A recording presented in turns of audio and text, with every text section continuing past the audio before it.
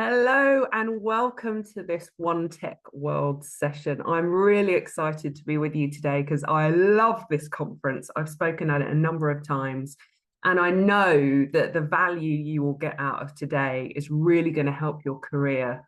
Specifically, I'm here today to help you get that promotion, but I want you to get it for the right reasons. I'm Susie Ramroop. I'm a leadership coach, professional speaker, and author of the book, Be the Leader You Want to See. And I feel like I'm uniquely qualified to spend this time with you today, which I feel like it's just you and me. You're at your workplace or you're in your home, and it's just you and me having a one-to-one conversation. There's no judgment here. There's just imparting of value as far as I'm concerned. So who am I? Why am I here and why am I relevant to you? I was really successful in my career. I reached what many would call a career peak. And yet when I got there, I felt incredibly flat. So I'd been so busy striding up my career ladder that I forgot to do two things. One, to look at the view. So I never took the time to appreciate where I was. And two, had I taken that time, I would have realized that what I looked upon was a land of mediocrity. I'd been working really hard. I believed I was really good at what I did. And yet I'd been doing it in a place that actually wasn't all that relevant to me. So you might be feeling right now a bit confused. You might be at this talk wondering, why is it that other people are getting jobs and I'm not? Why is it that I've applied for jobs and I'm not getting them? Or why is it when I look at jobs, I don't feel like I'm ready yet? I want you today to feel more confident that the jobs that you are looking at and positioning yourself for ahead of applying for are the ones that are actually going to bring you fulfillment, so that there is no risk or reduced risk that you will do what I did and put all of your energy into one thing only to realize it's not the thing. So let's just think for a moment. Why would I have done that? Well, I know as I reflect that it was partly because my big brother was a successful corporate person. And because my big brother did it, my parents assumed that I would do it. More importantly, I assumed that I would do it. And so I set myself off on this mission to be successful. But I didn't at any point realize that that was about what I wanted.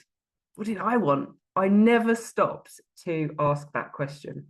So I know that you are probably aware of the saying, do what you love and you'll never work a day in your life. And I'd say most people below the age of 40, maybe even 50, will probably roll their eyes at that. But the reality is that I think there's an equal amount of people that believe that they should do particular jobs, that based on the job that they do now, their next job should be a particular role. And they're not asking that question, will I love it? So today I'm going to give you a model that you can build this around, and I'm going to give you some specific actions that you can take that are chronological or sequential. And if you take those actions, you will stop wasting time. You will stop feeling like you failed, and you will stop feeling overlooked. You will get on people's radars for the right reasons, and you will feel that you are making progress much more quickly than you have done in the past. So the three-step model is from my book, Be the Leader You Want to See. I wrote this book because I kept hearing at leadership conferences, you can't be what you can't see. And I thought, why are aspiring female leaders being given this message? I get it. It suggests that role modeling is a good thing, and I agree with that. What I don't agree with, though, is the effect that you can't be what you can't see has on the majority of people, which is that you will sit back and wait for someone else to go do it first. Today, I'm going to assume that you have the talent, the capability, and the underlying, below the surface, perhaps, confidence and courage to go be the first, to define that next step, regardless of whether someone else has done it before or not, and define it for you and go do the thing that you want to do. Now, a lot of the time, the thing that you really want to do may not exist. So the 3-step model is A, B, C, awareness. What is it that you really want to do? And what is it that is in your way? And that might be a set of beliefs that might be termed, oh, excuses. It's just you and me, remember, no one's judging. But if we really think about the validity of our beliefs and our thoughts about why we don't do the things that we love, it's normally an excuse. It's a reason not to. And half the time, it's not even true. So entertain for a moment that you could do a job that is bigger than the one that you're currently in, that you are capable of right now, if you can just refine your approach. And that's what I'm going to help you with today. So awareness is, what do I want and what's in my way? Bravery is when you have that clarity, taking a step forwards in the direction of that thing that you want anyway.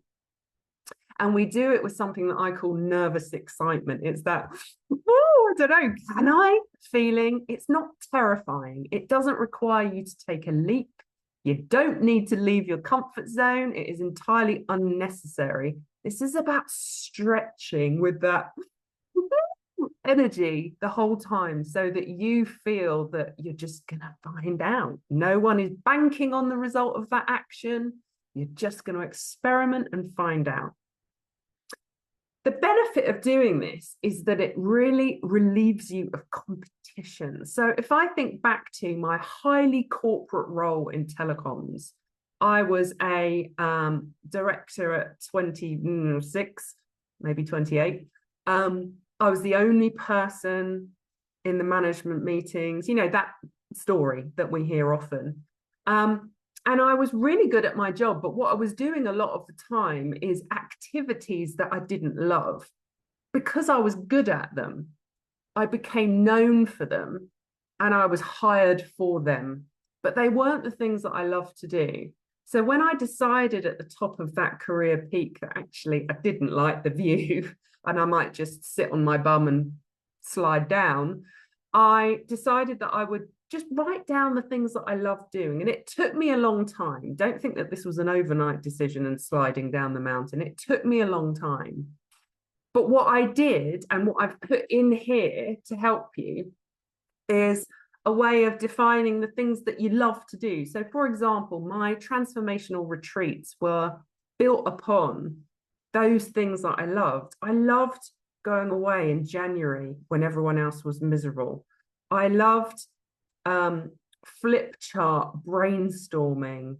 I loved that below the surface conversation that you could have with someone when you're just both on the sofa with a slab of homemade cake and a nice cup of tea or a glass of wine in the evening, and that bonding you get when you dance together. You know, you might be thinking, how on earth from your corporate self have you managed to envisage this for yourself in a working environment? Well, I did. That's why my retreats are really special. They're not about yoga and they're not about vegan food. They're about feeling supremely relaxed in an environment that feels like home, but coming away completely transformed. Now, that's the experience that I have developed for people based on the things that I love doing. I also like to cook a one-pot casserole, which goes down well at a retreat. So that's one way where other people could take my retreat idea and try and copy it, but it's not going to be as authentic as mine because they haven't factored in all the things that I love to do. So This is the third time I've said this. When you do what you love, you reduce, if not eliminate, competition. So when you're applying for jobs and you're doing the same old stuff that everyone else is asking for and you're ticking all of the boxes, you're actually reducing your ability to stand out. So that brings me on to the next point, which is linked to bravery. Bravery is about bringing that choice, that energy around the things that you love doing to every meeting. Quite often when I coach my clients, they come to me and they say, oh, I've got a meeting with such and such a person, or in that group of people are these two difficult people. And what they're immediately doing is buying into the difficulty and the negative energy of that meeting. And they're going in low and they're getting consumed by that. And it's keeping them there such that they come out with more evidence of how awful the meeting is. What if you went into that meeting only thinking about what you can bring to it? This is not dissimilar to media training, where you're taught to speak about a specific topic, regardless of the question that you are asked. So for me, who loves a flip chart, for example, I'm going to be the person that if there needs to be a plan of action in the meeting, or we need to capture ideas, I'm the first person to jump up there with the pens and the flip chart and the post-it notes, because I love to do it. Now, some people would look at me and say, God, don't you get fed up of always being the one that has to do that? That's not how I looked at it. I'm spending my time in that meeting doing what I love and making a contribution that I feel good about, and other people are in the meeting valuing me because they don't have to do it. I'm also really good at listening to a whole load of conversation and condensing it into, so the problem is this, and what we're seeking is this, and so the options are these. I'm very good at that, which means I'm also good at getting actions from a meeting, and I'm likely to speak in the second half more than I'll speak in the first. I know that about myself because I've taken the time to think about it, and I want to bring the best value to any meeting I go into. Have you thought about that? Have you thought about what you bring to every interaction that is uniquely you? Because when we do that and we do it consistently wherever we go, not only do we raise the energy, we come in with higher energy, but people will also gravitate up to where we are. And when we are in the business, they will know that you are the person that moves things on, that brings things to fruition, that gets action from meetings, that gets progress from projects. If you've got all the skills I just described, of course, but you will find your own thing, and whatever your thing is, it will have those same outcomes: higher energy, more progress. That's what the ABC model is about. So the third aspect of the ABC model, awareness, bravery, is contribution. So when you think about what are the things you love, bringing that all of the time, there's still a possibility that there's some noise around the stuff that you don't like doing. Now, when you bring what you love most of the time, you kind of almost naturally let go of doing the things that you don't love, but there can be some residue. So there can be some obligation on, for example, a CV, on, for example, a LinkedIn profile, in your brain when you think, well, I don't want to narrow my focus too much because what if I miss out? This is a bit like when you decide that you're going to change a role or you're going to change a sector, which is possible. I've done it multiple times. It means you have to close the back door on the things that don't match those first 2 points. They don't match what you love, and they don't match your ability to bring that to every meeting and every interaction. So the final tip that I'm giving you today is to remove some of the noise. One of the ways to do that really gently, it doesn't even, I'm sure, does it get you to, it might do. Go to your LinkedIn profile today and delete something that you don't like doing. So, for example, the type of job I used to do in sort of program management and project leadership was spreadsheets, risk management. So I would just delete those things. Yes, they meet the person's spec or the requirements of the role for the role that I was in. But at the same time, I want people to read what I'm really good at. Their brain will naturally assume that I can do the other stuff. Those opportunities to say, this is what I'm really good at, this is what I love, are much more interesting to future employers. I've been hired to speak at conferences, not because they've heard me speak, but because they've seen my intention to speak somewhere else.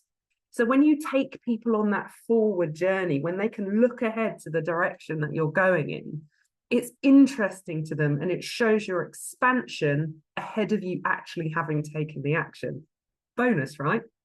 So do something today that feels slightly for you. Delete it from your LinkedIn profile. Look at your latest CV and go line by line for your current job and cross out one line that makes you go, take something out of your diary. This is another way to do this week that you already know is going to take energy away from you. Maybe it's a person you have to see. Maybe it's a chore you have to do. The clue is in there. Do you really have to? Experiment what it feels like by choosing what you love and negating the things that you don't need in your life. Just let them fall away. So this is one of the reasons that I say that I work with women. It means that 80% of my business will be from women for women. It doesn't mean I don't work with men. It just means that I'm making it clear my preference for what I love. So when you feel, oh no, I've completely cut myself off from such and such an opportunity, that's not strictly true. What you're doing is drawing focus. So choose what you love. Bring it to every conversation, interaction, and meeting. And then delete some of the noise so that you can amplify those first two steps. What does this mean for you? It means that you're going to stop wasting time searching for jobs that you don't even want, that aren't going to bring you joy, and they aren't going to bring you any expansion. It means that you won't be overlooked because the things that are unique to you, because only you love them probably, make you stand out to employers. They are increasingly looking on LinkedIn for top talent. There are many, many, many vacancies in this sector right now. And some of them haven't even been described yet. So when you think, how did that person get that job? I didn't even see that advertised. That's because they've positioned themselves ahead of time. So this is going to build a really strong foundation for your personal brand, which I'd like to give you a bonus action for.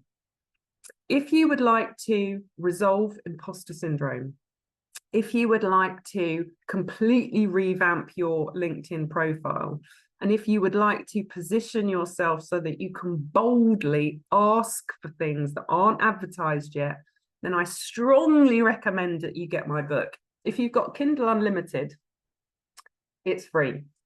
At the moment, it is 99p on Amazon for the Kindle. You can upgrade to the Audible book for $2.99. So whatever way you look at this, you can get a blueprint for how you take yourself from where you are right now, confused about how you're working so hard, how you think that you have natural talent, but you're somehow not matching it up with the jobs that you want, then I strongly recommend that you go ahead and read that book. I really hope you've enjoyed this talk today. Remember those 3 tips that fit into the awareness, bravery, contribution category. Choose what you love, bring it everywhere you go, and reduce some of the noise so that you can amplify your impact. I know that you are capable of getting the job that you want, but what I want you to do is get the job that you want, not the job that you think is already available. Please connect with me on LinkedIn. I would love to hear your thoughts on this session and have a wonderful rest of your conference. See ya.